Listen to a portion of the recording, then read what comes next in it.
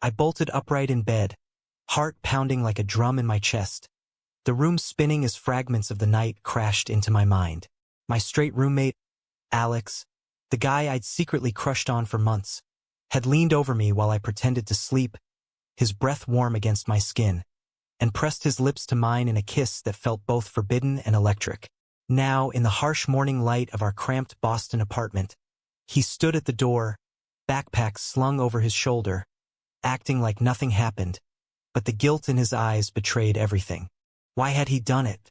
The question gnawed at me as I stared at the ceiling after he left for class. I'd known Alex since freshman year at Northeastern University. He was the all-American type, broad shoulders from years on the high school football team, easy laugh that lit up parties, and a string of girlfriends that made my hidden feelings seem even more hopeless. I, on the other hand, was Jamie, the quiet art major from a conservative suburb in Ohio, who'd come out to exactly 0 people because the thought of my parents' reaction made my stomach twist into knots. They were the kind who donated to churches that preached, love the sinner, hate the sin. And every phone call home was a tightrope walk of half-truths. But last night, after a late study session fueled by cheap beer, Alex had stumbled in, his usual confidence cracked by whatever demons he carried from his own family. His dad was a military vet, the type who equated manhood with stoicism and straight lines. No room for curves or questions. Alex had always played the part perfectly, but I'd caught glimpses. Moments when his eyes lingered too long on a guy at the gym, or when he'd brush off questions about why his last relationship fizzled out so fast. Was that kiss a drunken mistake, or something deeper bubbling up? I couldn't shake the memory. His hand had grazed my cheek, tentative at first, then firmer, as if testing waters he'd long avoided. In my feigned sleep, I'd frozen, every nerve alive, torn between pulling away and leaning in. The inner turmoil hit me like a wave. This is wrong. He's straight. You're deluding yourself. But another voice whispered, what if he's not? What if this is the crack in the facade? By morning, the apartment felt smaller, the air thicker with unspoken words. I paced the kitchen, coffee mug in hand, replaying the scene. Should I confront him? Pretend it never happened? The fear of rejection clawed at me. Losing the friendship, the easy camaraderie we'd built over shared pizzas and late-night talks about everything except our secrets. As the day dragged on, my mind raced through scenarios. If I said something, it could blow up our living situation. Finding affordable housing in Boston was a nightmare.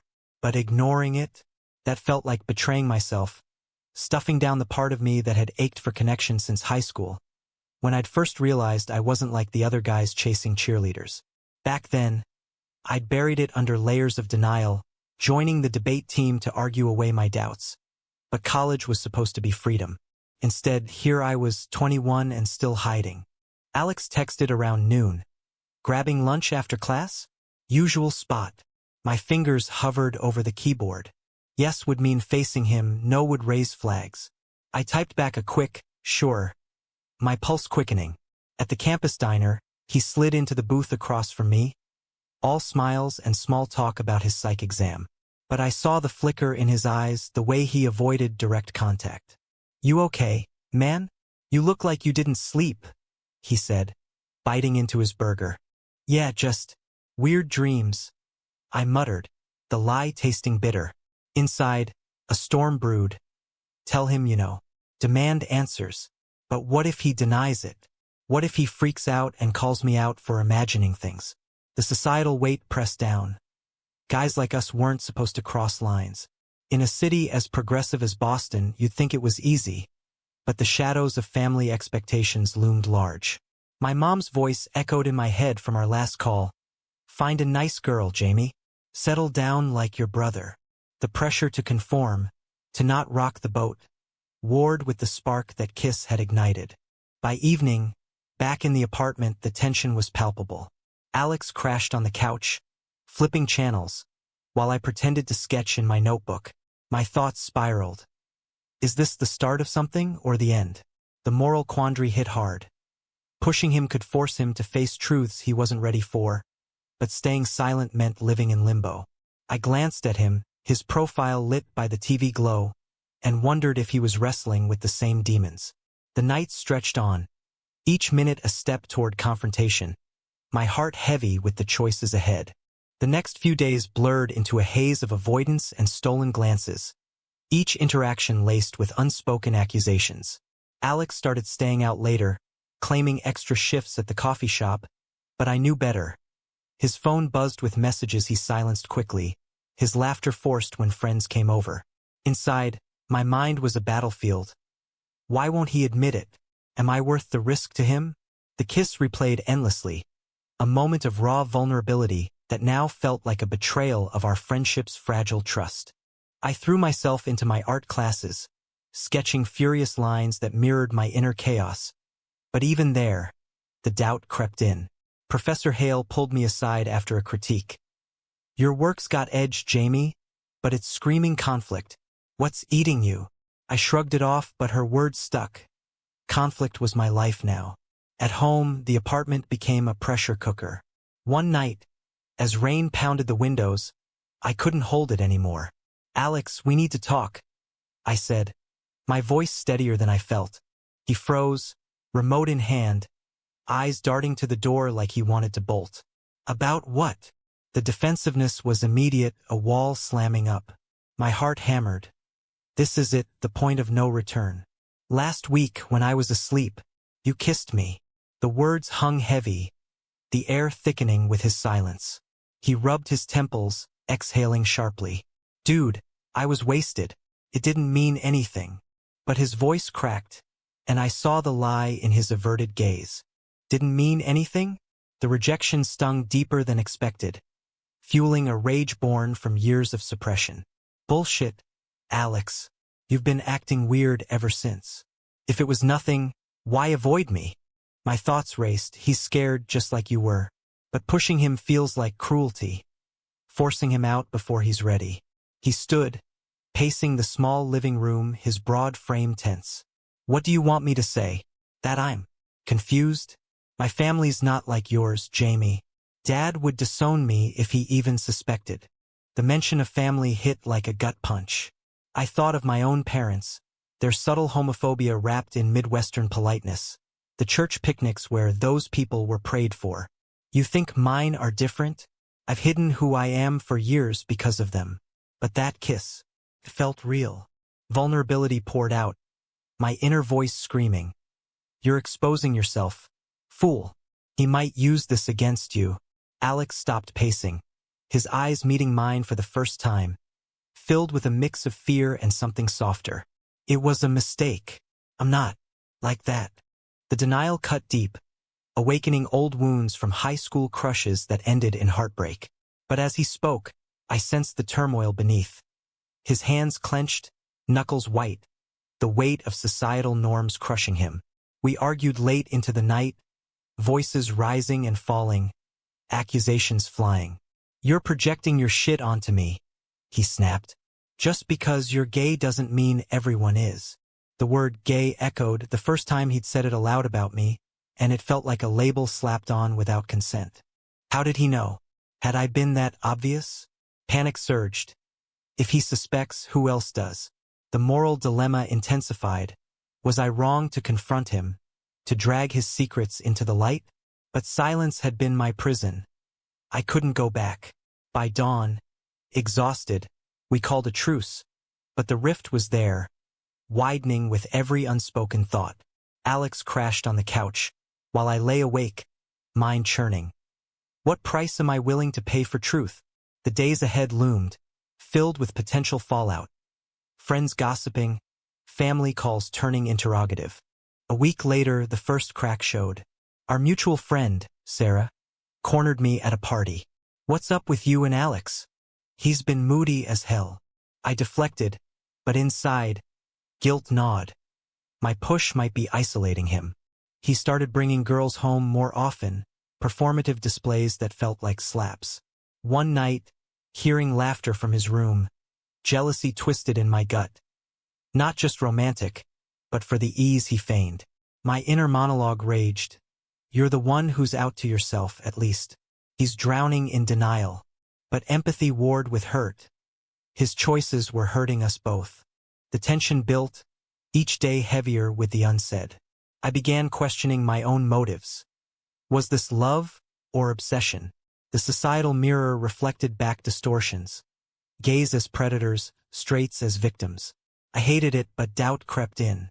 As the weekend approached, a family visit loomed for Alex, amplifying everything. Would he crack under the pressure? Or would I be the one to break first? The family dinner at Alex's parents' house in the suburbs was the tipping point. A powder keg disguised as pot roast and polite conversation. I tagged along at his insistence. "It'll look normal," he'd muttered, eyes pleading for complicity in his charade. But as we drove, the silence was deafening, my mind a whirlwind. Why am I enabling this? Am I his alibi or his anchor? The kiss lingered like a ghost, haunting every glance in the rearview mirror. His dad, Mr. Harlan, greeted us with firm handshakes and backslaps, his military bearing unyielding. "Good to see you boys keeping each other straight," he joked, the word straight landing like a bomb. Alex laughed too loud, while I forced a smile, inner turmoil boiling. He doesn't know how loaded that is. Mrs. Harlan fussed over the table, asking about girlfriends, her questions probing like needles. "Any special ladies, Alex? You're not getting younger." He deflected with stories of casual dates, each lie twisting the knife in my chest. Throughout dinner, Alex's leg brushed mine under the table. Accidental? Intentional? My thoughts fractured. Stop reading into it. But the contact sent sparks, reigniting the confusion. Later, in the guest room we shared, the air crackled with tension. "Thanks for coming," he whispered, sitting on the edge of his bed. "It means a lot." Vulnerability peeked through, and I seized it. Does it? Or am I just cover? The words escaped harsher than intended, born from days of simmering resentment. He flinched, then anger flared. "What the hell, Jamie? You think this is easy for me?" We argued in hushed tones, voices strained to avoid waking his parents. "That kiss wasn't nothing," I pressed. "Admit it." He buried his face in his hands, shoulders shaking. "I can't. If Dad finds out, everything crumbles. College fund, inheritance, his respect." The raw fear in his voice humanized him, but it also fueled my frustration. So his comfort trumps my pain? The ethical tightrope stretched thin. Was forcing confession compassionate or coercive? By morning, the facade held, but cracks showed. Mr. Harlan pulled Alex aside for a man-to-man talk, their voices muffled through the door. I overheard snippets. "Don't let city life soften you, son. Real men know their path." Alex emerged pale, avoiding my eyes. On the drive back, he broke. "I think I might be bi or something, but I can't deal with it now." The admission was a breakthrough, yet bittersweet. Progress at the cost of his peace? Back in Boston, the dynamic shifted. Alex sought me out more, tentative conversations turning deep. Growing up, Dad drilled in what a man should be. Football, girls, no weakness. I shared my own scars. My folks sent me to camp when they suspected. Prayed the gay away. Bonding over shared trauma felt healing, but doubt lingered. Is this real, or rebound from pressure? Society's voice echoed. Coming out isn't linear, but the damage from denial is real. Then came the betrayal. I confided in our friend Mike, needing an outlet, but swore him to secrecy. Days later, rumors swirled on campus, whispers about Alex's confusion. He confronted me, eyes blazing. "You told?" After everything, hurt morphed into rage. "I trusted you." My defense crumbled. I needed support too. But inside, guilt ravaged. "You've outed him indirectly." The moral weight crushed me. What right did I have? The fallout was swift. Alex moved to the couch permanently, our interactions curt. Friends picked sides, the apartment a war zone. My mind spiraled into self-loathing. You're the villain now. Pushed too hard, too soon. As weeks passed, isolation set in, calls home avoided, art neglected. Alex dated aggressively, each fling a reminder of his retreat. One night, he came home drunk, collapsing beside me. "Why'd you have to ruin us?" Tears streamed, and in that moment empathy surged. We're both victims of this system. But the damage was done. A heated argument escalated, accusations of manipulation, of using vulnerability as a weapon. "You kissed me first," I shouted. "Own it." He stormed out, leaving me alone with regrets. The inner conflict peaked. Was pursuit worth this destruction? The story's stakes rose, each choice a domino falling toward inevitable change. Months dragged on in a cold war of coexistence, the apartment a silent testament to fractured trust. Alex buried himself in studies and parties, his laughter echoing hollow through thin walls, while I withdrew into solitude, sketching portraits that captured his conflicted eyes. My mind was a relentless prosecutor. You betrayed his secret. What kind of friend does that? The guilt ate away, amplified by societal echoes, gaze as homewreckers pushing agendas. But beneath it, anger simmered.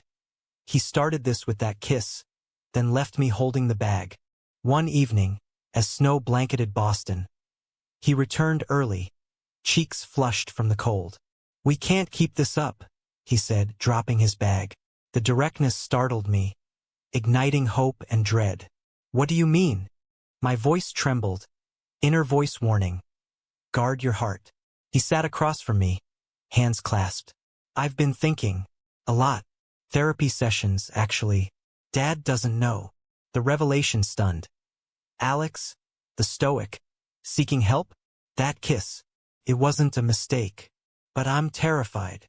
Vulnerability poured from him, stories of suppressed attractions since adolescence, crushed under family doctrine. Remember camp? Dad sent me to, for toughening up. Saw kids broken there.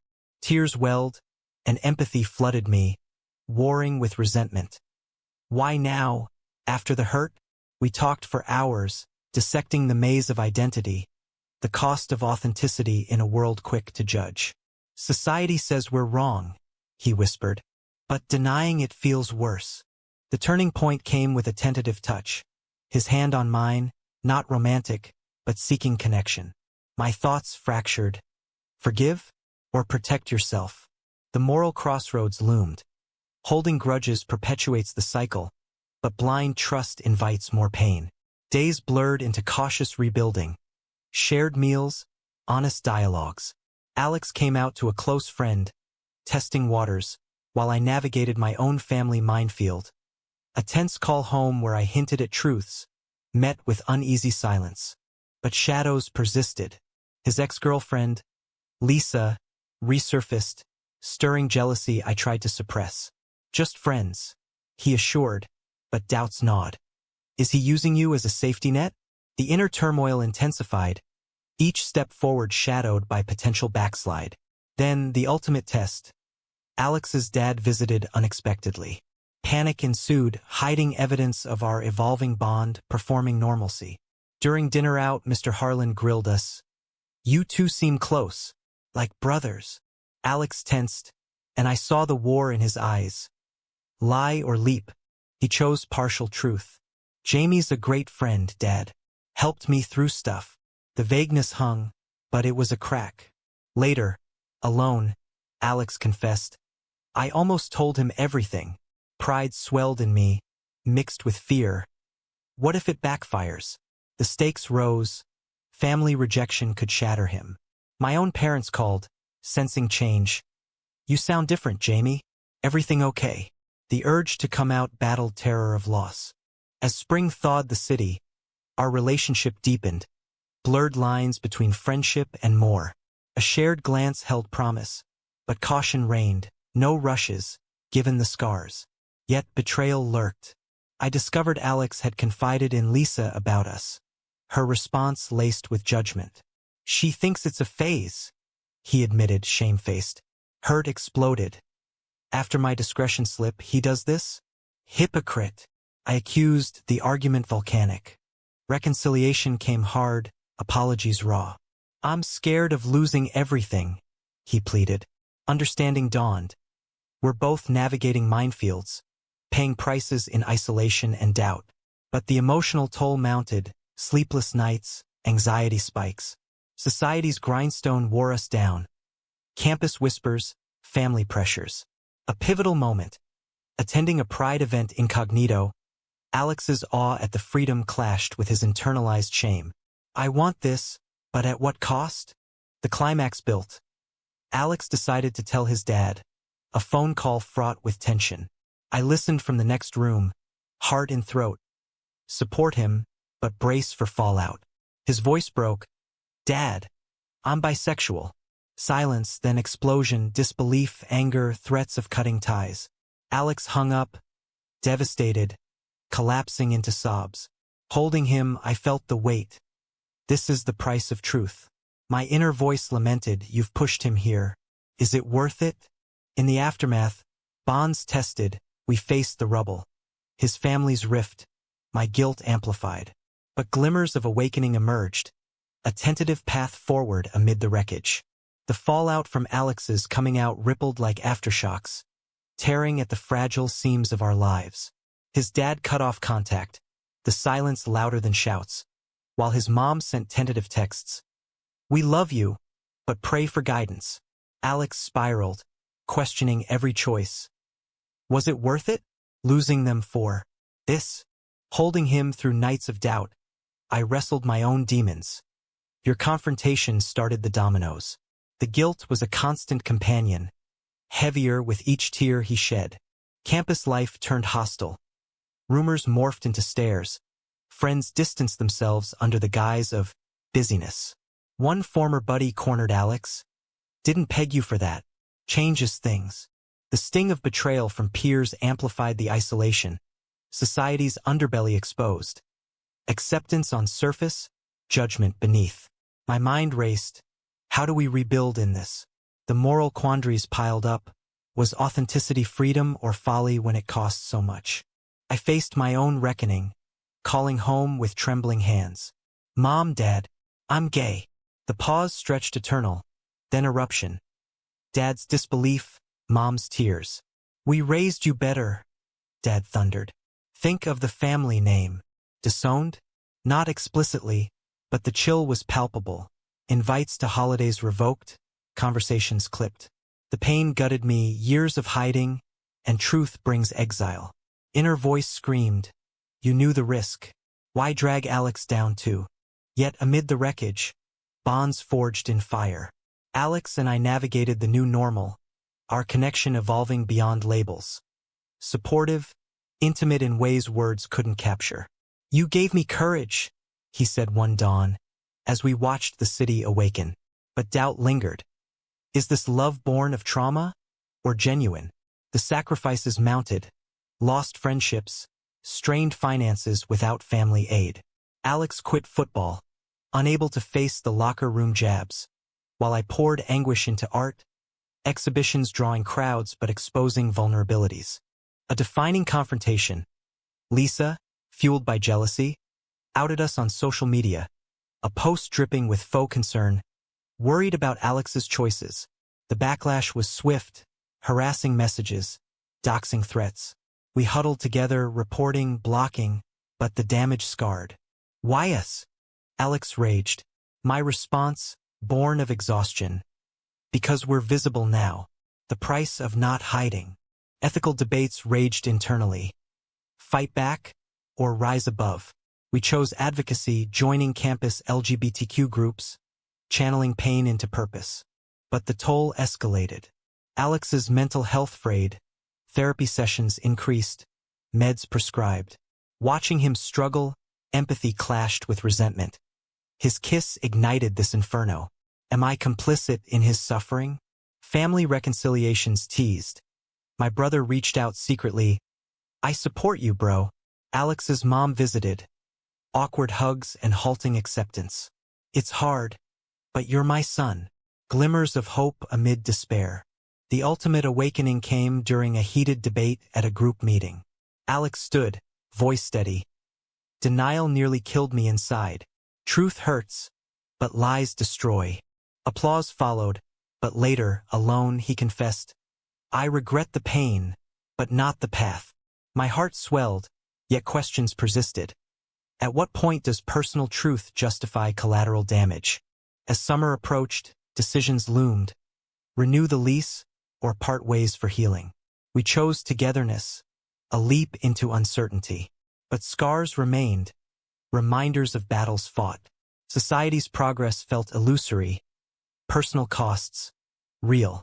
In the end, as we stood on the precipice of a new chapter, the weight of it all pressed down, was forcing the truth out, despite the devastation, the right choice, or a selfish act veiled as bravery.